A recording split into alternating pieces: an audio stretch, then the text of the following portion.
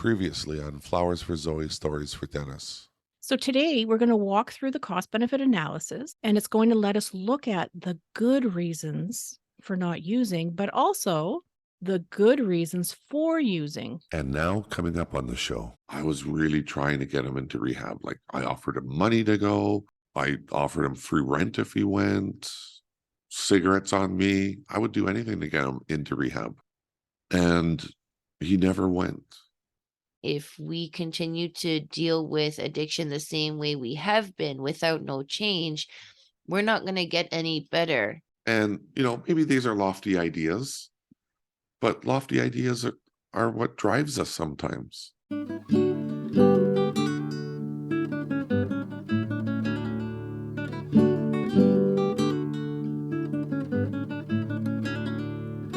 On today's podcast, we ask the question, why not rehab?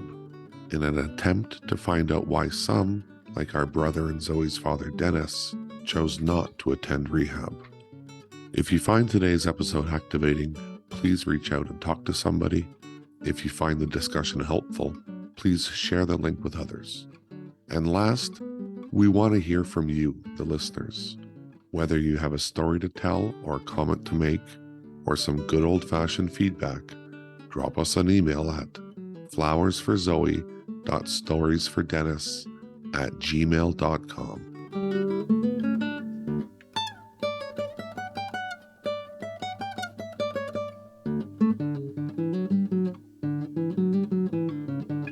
Hello, everybody. Welcome to podcast number 22. I had a nice conversation with Zoe yesterday. We both kind of stopped the conversation. We saved it for the podcast, and here we are. I guess a good way to just start this off is I've been trying to get, and I don't want to say that. See, I have a hard time saying that. I don't want to say I've been trying to get Zoe into rehab because I haven't been. But when I look back to Dennis, I was really trying to get him into rehab. Like I offered him money to go. I offered him free rent if he went, cigarettes on me. I would do anything to get him into rehab. And he never went. And the question that I'm dying to ask is, why not? Why not go to rehab? There's lots of reasons why people don't go. And then I thought of you, and I rarely bring it up, right? No, it's true. You don't. It really doesn't come up at all, really. And it doesn't come up because I know you know already. You know what's out there.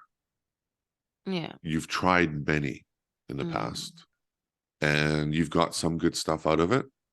Yeah. And you keep it. And a lot of the stuff, it just isn't for you. It's boring. Yeah. So why not rehab, though? Oh, yeah. Let's just get right into it, eh? I don't know. I can't speak for everybody, but for me, I mean, I got some really useful information, some really good things out of it, and I took the things that I liked, I kept them with me. But personally, for me, this kind of comes back to the stages of recovery for me again, because it was good at certain times that I needed it. And then once I kind of came out of that zone of needing something to help me stand up, it became repetitive, and I was almost annoyed with how nothing was different. The stories that people came in with were different. That's the only difference in all of the places that I ever went for rehab, NA, AA, all of the people's stories were different. And people's stories, they intrigue me because everybody has a story. Everybody has reasons about why they're there, why it took them so long to get there, why it didn't take much for them to get there. Everybody has different reasons behind it, different stories behind it. But the rest of the stuff, I mean, basically you could literally record it and press play, and that's how every meeting I've ever went to has been. I've never seen you come back with a wow experience. I'm like, oh, that is kind of disappointing. No wow experience yet. And that's just personal preference. Like, you know, I've met a few people that I was in rehab with, or like a program with, and they're like, oh my God, if it wasn't for this program, like the only thing keeping me from using right now is that I come back to these meetings, and like this is what, you know, keeps me grounded. And I'm like, that's great, because it works for so many people. Being repetitive and having it basically embedded in your brain on a daily basis of when you go to these meetings helps people. It does. Well, I was going to say, because I've spoken to people that they've had good experiences with rehab. They had that wow moment. Mhm. They had that epiphany. Yeah. Something got them and they fell in love with something.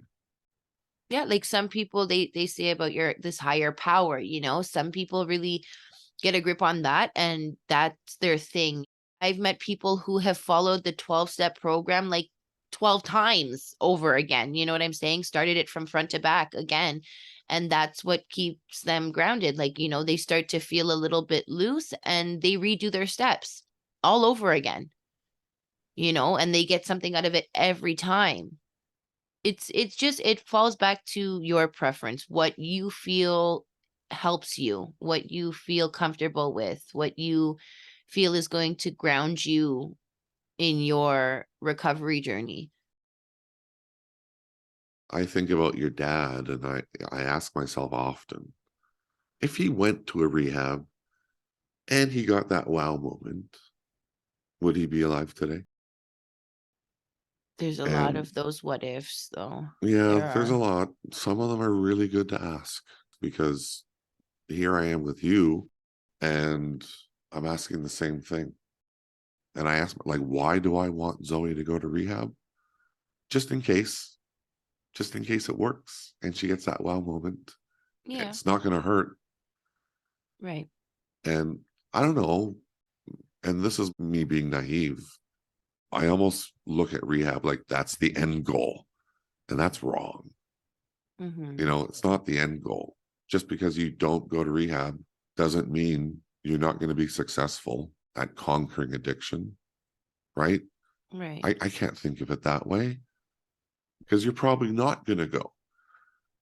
Well, I'm not gonna say I'm not gonna go. I just need to, you know, my goal throughout all of this, well, one of my goals anyways, is finding alternative ways to run a rehab program. I want to figure out what I can add to a program to make people want to go, to make them eager to go, to excite them to go, you know, because, you know, that brings us back around to why not rehab? The fear of what it is, you know, the fear of repeating these steps and getting nowhere. What can I bring to the table that will add to the rehab? Not exactly change it, you know what I'm saying? Because there's a lot of good things that they have, but what can I add to it to make it more comforting to people, and more Yeah. accepting for people to wanting to go to it? A lot of the places I've been, they say you can't smoke cigarettes. And it's like, holy shit. So you expect me to not do drugs and not smoke cigarettes and not drink coffee? I can't have caffeine? Like, what the fuck? What am I going to do? Like, what am I supposed to do with this? You know, like, you guys expect me to be locked in a hospital and get clean, but I'm not allowed to have caffeine or cigarettes. Like, let me tackle one thing at a time. So there's so many different things that is like, that stops people. Why not rehab? You know what I'm saying? There's so many stipulations, there's so many rules, regulations. Like, you literally feel like a child in trouble, when in reality it shouldn't be like that. You're making a huge step in life to better your life. You shouldn't feel like a child not allowed to do things. I mean, yeah, I did it. Did it suck? Oh yeah. Like, it sucked a lot. I was drinking decaf all day and I wasn't allowed to smoke cigarettes. And I was literally confined to a U-shaped hallway that I walked probably 500 million thousand times with my Yeah. time being there, because that's all you can do. Yeah. And we talked about that. That was one of the obstacles to get over. Hmm. if you were going to go to an institute and detox. That was an obstacle. And Yeah. they totally create that obstacle for you. Yeah. It's almost like everyone needs their own custom rehab. Let's go back to what you said, Zoe. You want to find a better way, right? Yeah. I don't know if I want to say better way. I just want to be able to add something to the table that makes it more comfortable for everyone. What are some other things that would make you want to go back the next day? I imagine rehab involves a lot of little courses Yes. on life, on, I don't know, meditating, Yeah. on how to organize. There's mindfulness, which is one thing that I did take from rehab, and I really thought about it. Being mindful of not only others, but of yourself, of your surroundings, looking at things from outside of the box and being able to compromise and resonate with people and just understand their point of things. And I did. I haven't been using it much lately because I've kind of fallen off with just life in general. It's really hard to be mindful. When you think about it, it's hard to be mindful. And if you can get mindfulness down pat, I think you're doing pretty fucking good, because Yeah. it's not easy to put yourself in somebody else's shoes and just understand their side of things. When you're in an argument with somebody and you're heated and you're mad and you're upset and you're frustrated, to be able to sit there and be like, you know what? I get where you're coming from. I know where I come from, but I understand why you're upset too. To be able to do that is like, like Yeah, mind it blown. is. Like, It yeah. is, right? That's a wow moment. Yeah. So being mindful is something that I got from rehab, and I will carry that with me, and I will practice being mindful. I will try to practice being mindful every day. So I guess, and this is kind of where our conversation led to when we started it, was, if you want to make a change to the system, what do you want to change? And when you replied to me, you said, well, yeah, but Uncle Daniel, I don't know a lot of these things. And my reply was, yeah, you got to learn some things. So you're thinking about taking the rehab course, not just to learn things, Right. but to learn their system Yes. and to maybe one day change that system. Yeah. I think it's a wonderful idea. If we continue to deal with addiction the same way we have been without no change, we're not going to get any better. In order to make positive changes, we have to figure out ways to make people more excited about going into a rehab. Just what we can bring to the table to excite people. What would make someone excited about going to Yeah. rehab? What makes people excited to go out and smoke crack or, do drugs or drink that beer at the bar? Like, what gets somebody excited for that? Yeah. How You could how know? can that excitement be brought into, Yeah. and I've spoken, I think I know 4 addicts, like addicts right now today, and I talk to them about, hey, why don't you go to rehab? They all say the same thing. All 4 of them said the same thing. Oh, it's good. It's not really for me. I tried AA, 12 steps, and they're good.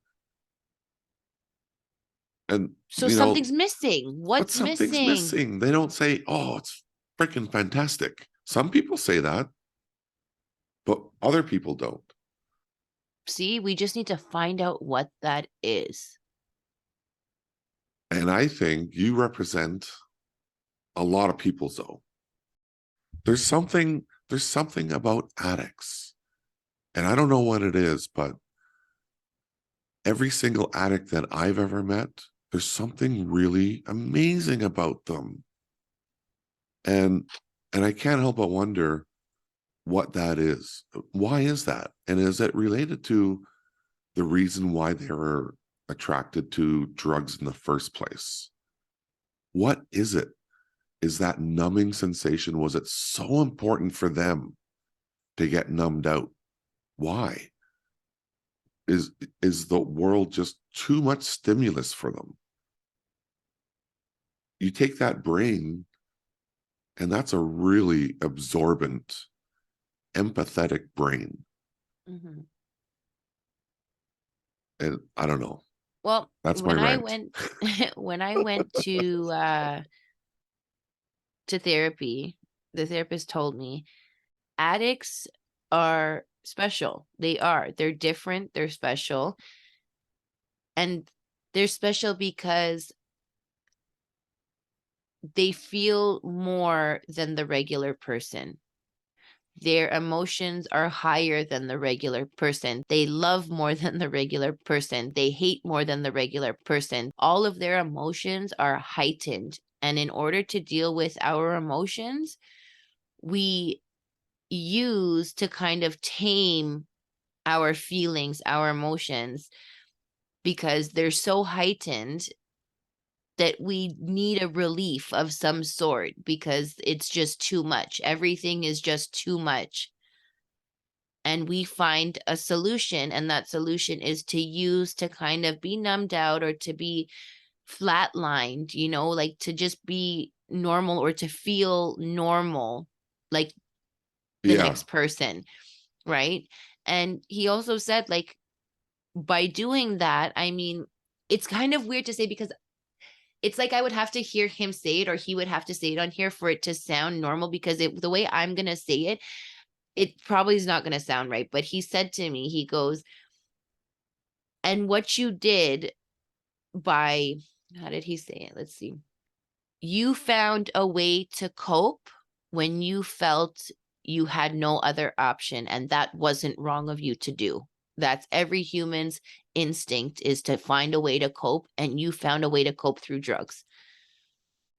The way he said it sounded maybe different, but that's what he meant. So I don't know if me saying it sounds like bad because the therapist is like, well, you decided to do drugs and it was the right thing to do at that time. That's not what he meant, and that's not what I'm trying to say. Oh, I see what you mean. It's Because there's just the opposite side. There might be someone listening saying, oh, right. good for Zoe. I'm going to go do drugs. Right. And that's not how I want to come off. But what he said was, it is true. Drug addicts, people with addiction, are heightened in every emotion that they feel, in every feeling that they have. It's like a million times higher than the average person. And we just found a way to cope. And So, our way of coping was to use drugs and to be here rather than up here, in a sense, right? God, I want to go back to school so bad. But instead, I always ask Laura. So, is Does that it true, sound Laura? bad? I don't want to put the wrong message out there. I don't think you are. When we talk about using the behavior of using a substance is a solution to a problem. Right. There you go. See how you just said it? That was like kind of basically what I was trying to say. You just said it better. You described it really well Okay. because what you're talking and filling in more about is there's a lot of good reasons why we move to the behavior of using a substance. If it is the best solution and it Right. works, then you're helping yourself in the best way you can. That's it. That's exactly how he sounded. Yeah. So if you're a super feeler, I often use that term super feeler. If you feel things and you're very attuned to the world around you and the world kind of overwhelms you and you absorb a lot and regulating your emotions is tricky, then looking for a way to kind of dim it down or manage it or stop it from being and feeling as overwhelming as it sometimes can, this would be a really good solution to that problem. It may invite a different kind of problem, Yes. but at least in that moment, it's the best thing that's working so You're far. coping. You And are you're coping. coping. Yes. So this is the creative coping style of somebody who needs and is searching for a way to manage this experience that's not feeling very good. Oh my God, I love how you just said all of that. Like, I love this. I'm so happy right now. This is why I always call Laura. I mean, my next question to Laura was going to be, so Laura, is that true? And you just described it, the super feelers. I remember you talking about that Yes. before, the super feelers. You know, it's been so nice to sit back and just listen.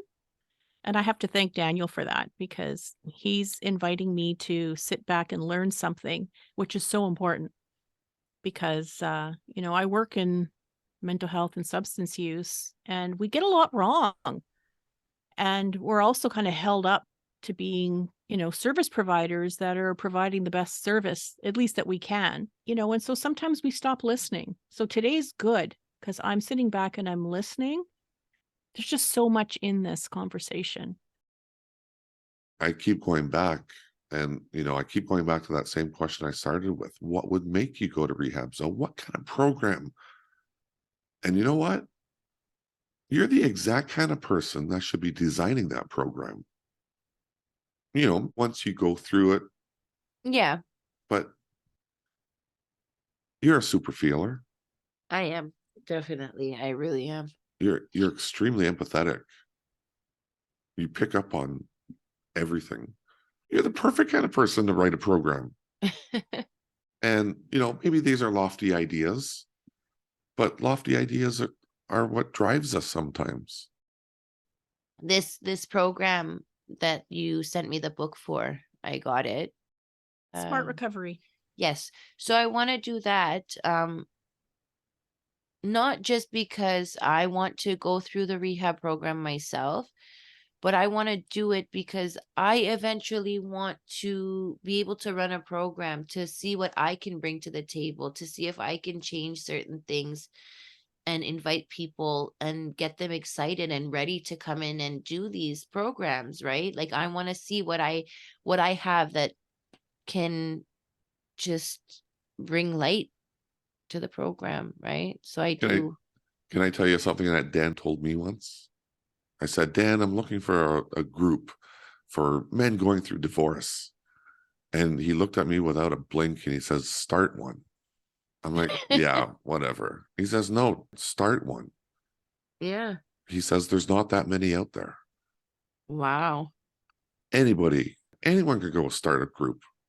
Yeah. Anybody. Yeah. So, with this in mind, let's talk about what's out there. There are programs out there. We know that for many people, they're going to be good. For some, they're going to be great. For some, they're not going to work. And since we're exploring, how do we get this better? We know there's an opioid crisis. That's an indicator that, hey, maybe we're not doing so great with what we're offering folks as support. Maybe more is needed.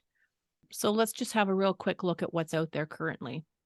There's no standard definition of rehab. And this makes it challenging to measure how successful rehab and treatments are because there's a lot of different stuff out there. First and foremost, there's a lot to sort through. There's a wide variety of treatment programs. And oftentimes, what it means is that people, not only do people need different things, they've got to connect to the type of program that's going to meet the needs and what they want. So just the Yes. sheer number of options can make filtering through these choices overwhelming in itself. And we've podcasted before on how difficult that can be if you're not Yeah, feeling well. that's almost one of the problems, right? Like that perfect program that Zoe envisions right now, maybe it's out there. But how the hell does she find it? And so many people, depending on where you're at, like we've talked about stages of change, right? If your insight is low, or let's just say you're feeling like crap, you're feeling so poorly that Yeah. having to sort through finding that right program is incredibly hard. And that is a huge task. I actually went through that. I called rehab places and I went through the bureaucracy, the paperwork, and no, Everything. this is not going to work for Dennis. He's not going to like that. Oh, maybe you guys will. Oh, you guys are $20,000. Okay, forget it. Then there's inpatient versus outpatient. And Zoe talked about that today, right? Zoe, when you went to that program, that was an inpatient program. That means that you stayed there. It may be connected to medication assisted treatment, which is what you went through. Lots of limits with that. Didn't have a lot of freedoms, didn't have a lot of like options for how you were going to engage with that. You're either in it or you're out, right? Right. Versus like outpatient, that's when you stay at home and you might be attending a combination of things. So, And you know, outpatient alone it can be very tricky and difficult because outside of a place where you have rules and regulation, you have time to go and see your drug dealer or go to the LCBO or sit at your house and you have access to whatever it is you need to do what you got to do. And it's temptation in itself to be in an environment that you're so accustomed to and so comfortable in that leads back to your comfort in using. yeah, those are such good points because this is sometimes what people are trying to figure out, right? Like inpatient can have some really good safety factors, really good protective factors. And maybe that is part of the restrictions around being in those programs are kind of designed for that. Whereas with outpatient, you have the option of, staying in your own home or, being able to still connect with things like, whether it's individual therapy or groups. And you've talked about some of those today, like whether it's an AA group, an NA group, a smart recovery group. So you may have a couple of things that are happening to support you. You might be attending a group, you might be doing some individual therapy. And both of these options are going to include a little bit of psychotherapy and behavior therapy, but it's all going to vary. Some of these community programs can just go on and on and on, whereas some residential treatment programs can be a really short period of time, or they can be a really set and determined set of time. And then, of course, you've got private versus public. And along with that, there's fees that are sometimes out of your range of what you can afford. Sometimes with services that are not as expensive, you're going to have more people applying for them. So there's going to be wait lists and there might be a process of like applying and screening. And so we can, folks can get discouraged at any point along the way with these wait lists and, waiting for a bed, for example. If we kind of think about stages of change, well, you might be ready to go in today. And 3 days from now, you're feeling very differently. Right. And so you can kind of cycle through all of these things, right? Hmm. There's different treatment types. So think about, for example, there's abstinence models. And so you described some of that today, like you can be here, but you can't smoke and you can't Yeah. drink coffee and you can't, right? And so these tend to be like sobriety is the goal and abstinence is the goal. And that's very different from a program, for example, that's going to support reducing harms or harm reduction. And this is where safety might be the goal. So the goal may not be about stopping everything. The goal might be about identifying your substance of choice that's a problem for you and And, working on that. and I love harm reduction. I hate the word because harm reduction means you can use.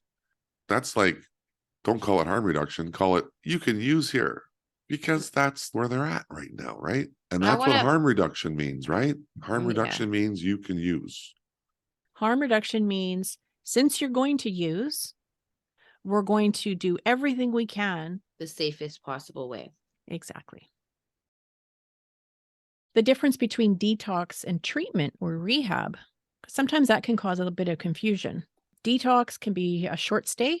It involves clearing the body of substances.